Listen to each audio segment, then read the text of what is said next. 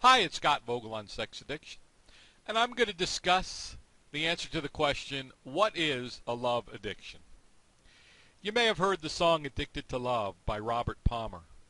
And unfortunately, it's more than just the title of a song. It's a form of sex addiction, and it can be as destructive as any other obsessive compulsive sexual behavior when it's taken to an extreme.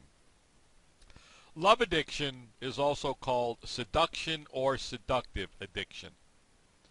This is where the person who is addicted to sex is compelled to seduce another person or frequently has to enter into a new relationship.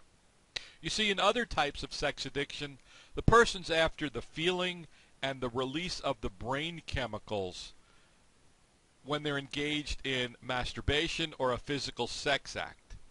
With love addiction, the goal is that heady feeling one gets in the first stages of a romantic relationship.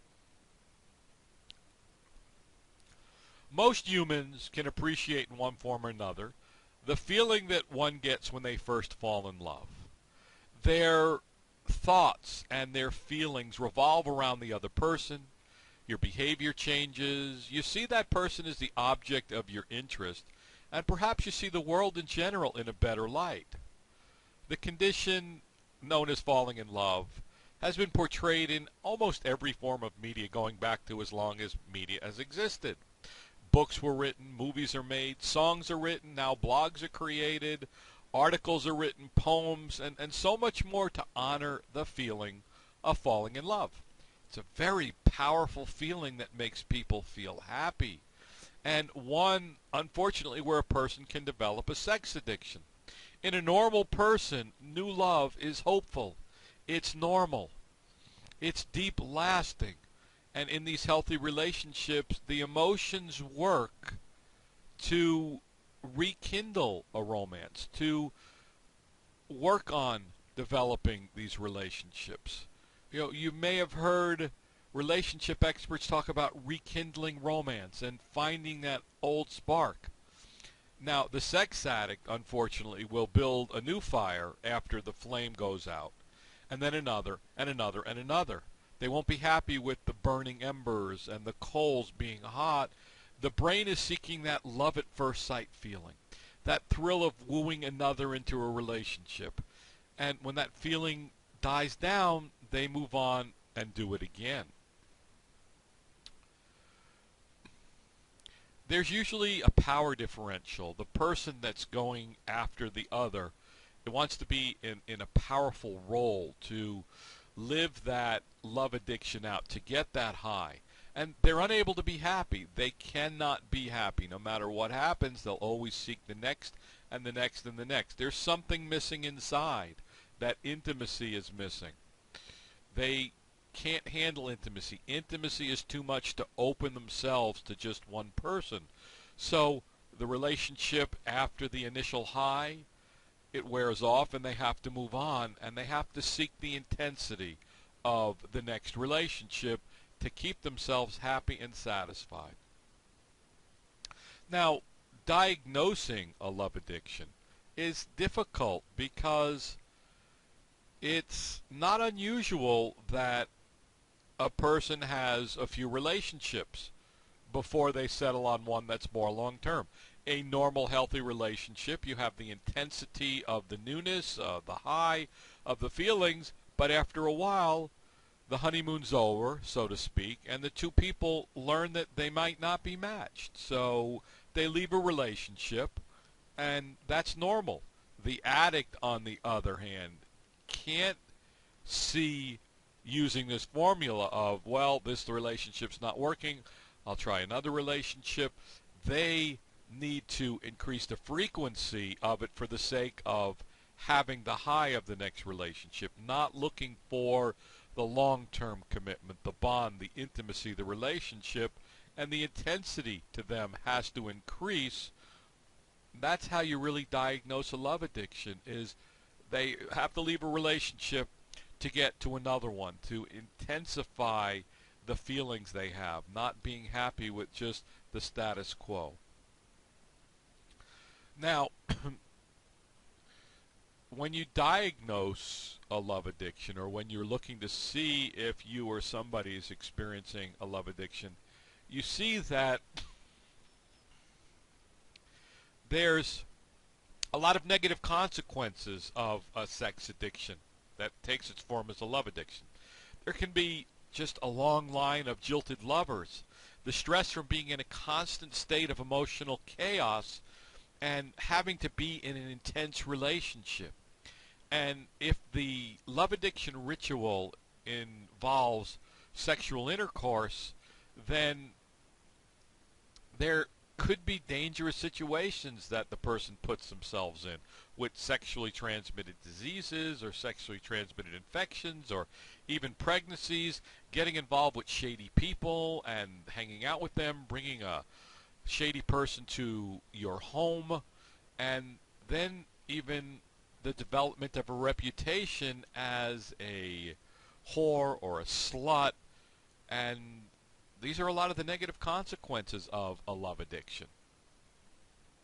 And now, why are more women diagnosed with love addiction than men? It's because women are influenced by feeling, and women are more intensely emotional in feeling, so therefore, if they're predisposed for an addiction, a love addiction is going to play on their feelings, their emotions. And if they haven't learned how to successfully process and feel emotions, they're going to look for the intensity in the next relationship and increase the frequency. They're going to have many partners. Now, men, on the other hand, who are love addicts, they're labeled as ladies' men, whereas women are labeled as sluts and whores and promiscuous. A man is, oh, he's a ladies' man. He's just picky. He's a Don Juan, or he's a player.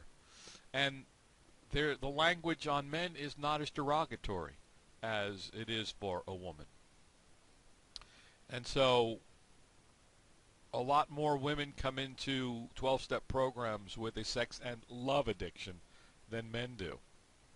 So now, how does the addict view the love addiction? You see, the media in itself has fed this to some degree because it creates a distorted sense of relationships, of a passionate relationship.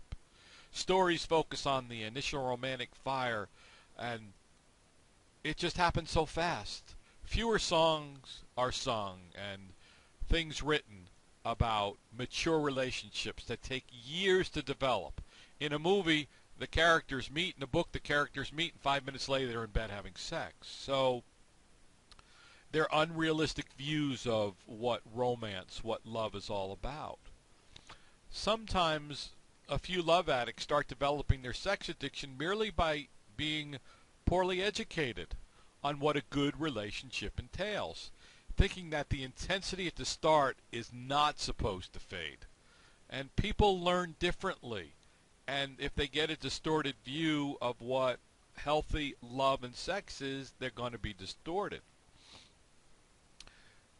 They start to take for granted their partners, and they start to look at them as prey, somebody for them to prey on, and somebody for them to target for their sexual behaviors.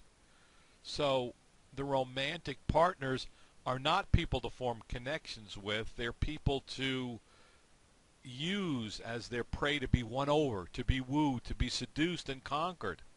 And the relationship ends with sex, and when they finally decide to go for a real relationship, the sex addict can't maintain one. It's just too difficult for them. So we've talked about a healthy person experiences a new relationship as new love. And if it doesn't work, they move on to the next because they haven't created a strong bond. An unhealthy addiction is just looking for the intensity of the high, of the feelings, of the chase, of the chaos. In diagnosing love addiction, it's about, can they stop, or do they constantly need that intensity and that frequency? And are they making dangerous decisions with dangerous consequences? And women are more feeling beings than men are. So since love addiction is about that feeling, that intense feeling of the newness of a relationship, more women are going to be diagnosed as love addicts than men. Please visit our YouTube channel on sex addiction for more videos on sex addiction and recovery from sex addiction.